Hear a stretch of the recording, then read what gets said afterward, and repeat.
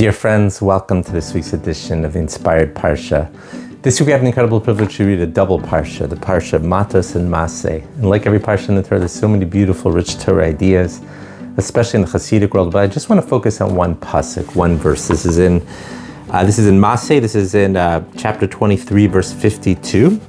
It says, "V'harashtem, you shall drive out as kol yoshvei aretz, all the inhabitants of the land, and nechem, v'ivadtem, and destroy as kol mishkiosam, as kol tzamei masechosam, all of their figured stones and all of their molten images." Basically, destroy their idols.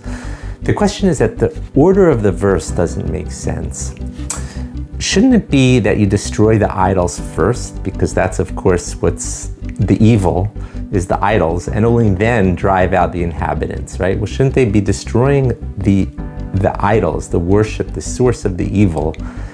And then after once those objects are destroyed, then focus on driving out the people. Why is the order reversed? Why does it say we first drive out the inhabitants and only then we destroy the idols? So the great Sfas Emes says something beautiful. You know, whenever there's mention about a war, about conquest, anything like that in the Torah, and the great Hasidic masters always find that it's also symbolically telling us about our spiritual war as well, our own inner spiritual battles. So what does it mean? So the inhabitants, the Sfas Emes says, is what's inside of us that's caused us to start worshiping idols to begin with.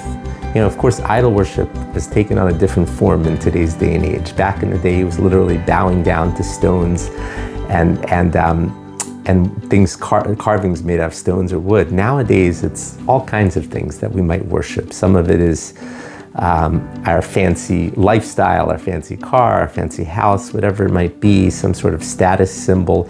Sometimes it could be something a little bit more nefarious, whether it's lusting after certain things. These are what our new idols are.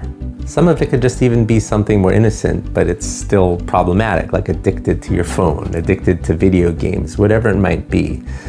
That's our idols of today. So what does it mean? You have to drive out the inhabitants first.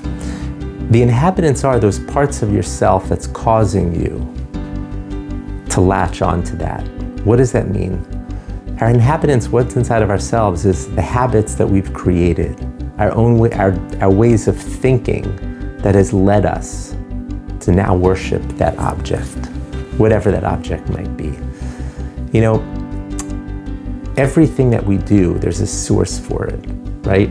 A person doesn't just do a bad sin, committing some sort of idol worship. And idol worship is the one that we're talking about here, something in our modern day times.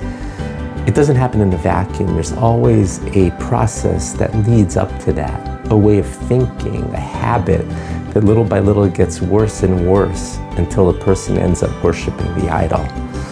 So what's the answer? The answer is to drive out the inhabitant that's inside of us, that part that brought us to that point to begin with, that way of thinking, that habit that led us down that path, led us down the rabbit hole that now the person is actually worshiping that idol. And habits are hard to break. They are very hard to break. I speak for myself, my own experience. Ways of thinking are hard to break. But God has given us the gift that we all have the ability to change. We can change our way of thinking. We can change our habits.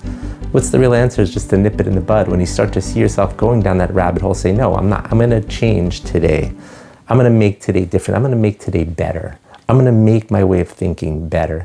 I'm not going to continue down that rabbit hole. I will not allow this to become an inhabitant inside of me. That's the key to success. That's how we break these idols. So I want to wish everyone a bracha, a blessing, and of course it's a lifelong challenge. Drive out those inhabitants that are inside of yourself, those parts of you, those habits, those thought patterns that lead you down that path. And through that, you'll be able to break the idols as well.